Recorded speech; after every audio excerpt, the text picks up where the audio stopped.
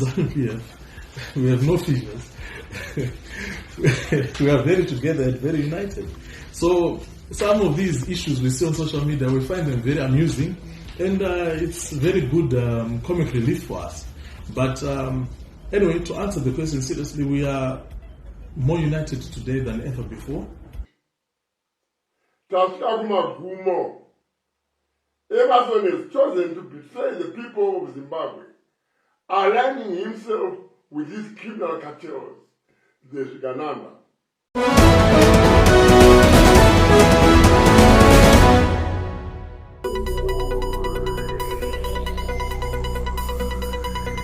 Ndiwo mashoko muri yeZimbabwe kubva kumukuru anoona nezvekuburitswa kwemashoko mubato reZANU-PF Farai Marapira, uyo ari kuramba mashoko ekuti mubato reZANU-PF mune kupesana kukuru, asi anoti kubatana kuripo pari zvino mubato reZANU-PF kwakasimba kudarika zvamaifunga kumashure uku.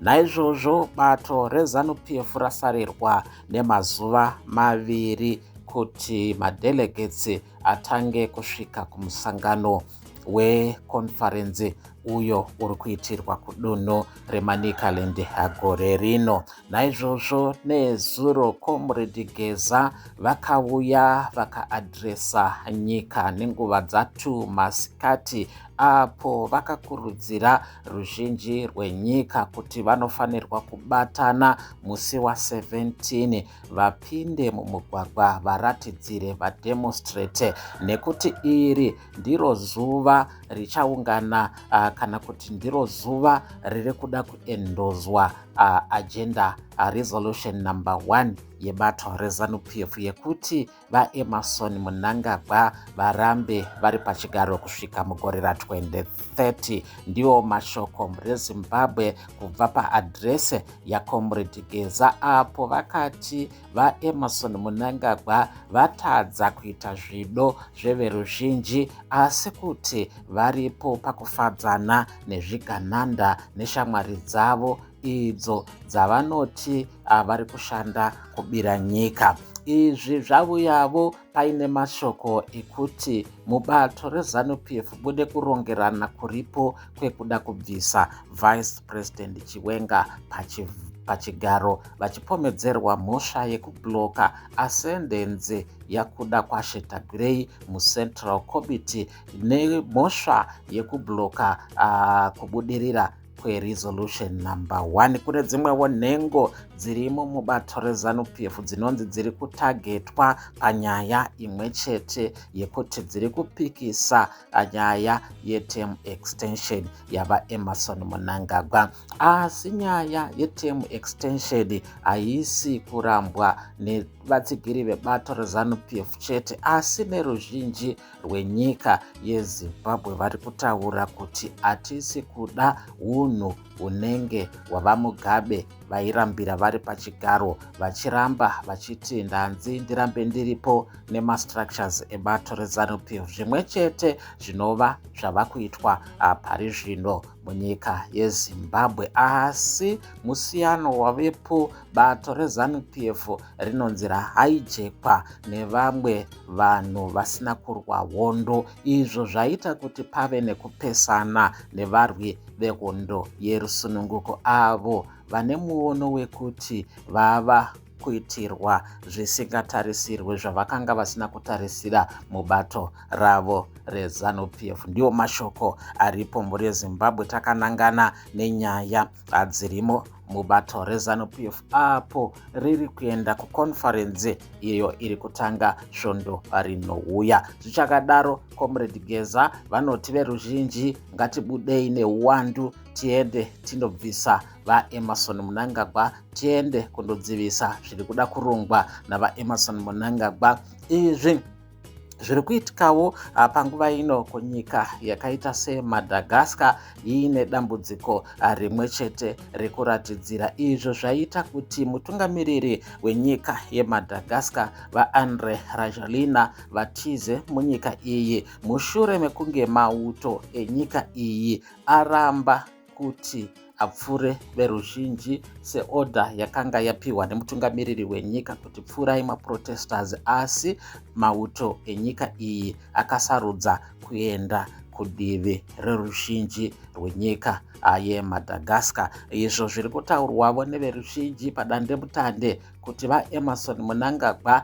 vari kuona here zviri kuitika kuMadagascar zvinova zvakaitika kuNepal mazuva adarika aya. Vari kuti zvinogonawo kusvika kunyika yeZimbabwe, asi vamwe vane muono wekuti ruzhinji rwenyika yeZimbabwe vanotya. Hakuna vanhu vane zvivindi zvekuenda mumugwagwa, asi kuti vanongovavarira kana kuti vanotaura nyaya dzavo vari padandemutande zvakanyanya, ndopavanoperera kuukura vari, asi kuti vaende mumugwagwa zvinhu zvinogona kuti netsei. Ndo mashoko akataurika mhuri yeZimbabwe takatarisana nemamiriro akaitika ari kuitika zvinhu munyika, apo vaFarai Marapira vanoti hamuna kupesana mubato reZANU-PF. Vari kuzviramba kwazvo kuti mubato reZANU-PF zvese zviri kuringana, zvese zviri kufamba zvakanaka, asi zvisinei nekuti zviri kuonekwa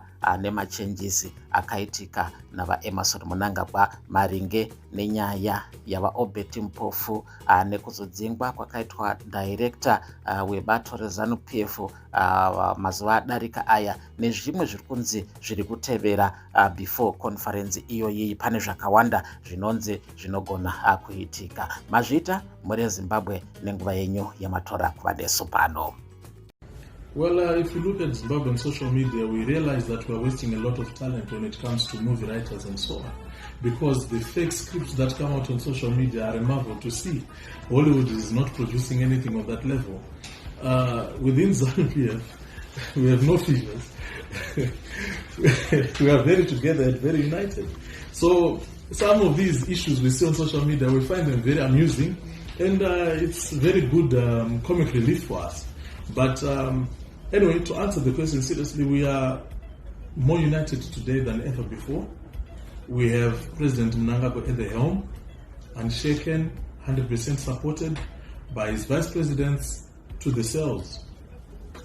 So when people are coming up with these machinations of fissures, machinations of divisions, machinations of grudges, hatreds, machinations of so many things, yeah, it is an occasion for us to have a good laugh. But as we go to conference, it is always going to be dampening on these purveyors of false news, these false flag operators, when they realize that we're just going to have another jubilant conference where we celebrate our wins, ruminate on our losses, and plan an even more vibrant future for the party and the people by extension. We are not going to a rally. We are going to a conference. This is not a free-for-all. This is a meeting of delegates. This is a meeting of leadership. There is no time to heckle when we've got an economy to build and a president we absolutely love to support. So this is just once again social media trying its best to push agendas within the party, to try and foist agendas upon us as ZANU-PF. But of course, as always, it will fail. As media has developed, it has developed in Zimbabwe with fake news being constant against ZANU-PF from before independence to date. So as ZANU-PF, we know how we communicate. We have our structures, that is their purpose. We have people in positions whom our membership know have a duty to communicate. And if it is not these people communicating, our membership will simply enjoy the comic relief and go on with their lives and go on with their support of the president and the party. So this issue of people being busted to boo, how are they going to enter if they are not accredited? We are not accrediting crowds, we are accrediting delegates. So you just find that this is mischief being created by people ignorant to the ways of the party, people ignorant to what conference is. And we wish them well, and we wish them better in the future as they continue to keep us relevant and in the people's minds, because we are the only game in town, and every day there's something to be said about ZANU-PF. So they actually in a way help us, because we remain relevant and we remain constantly in the eyes of the people, besides being in the eyes of the people always with all these marvelous projects coming up being done by the president.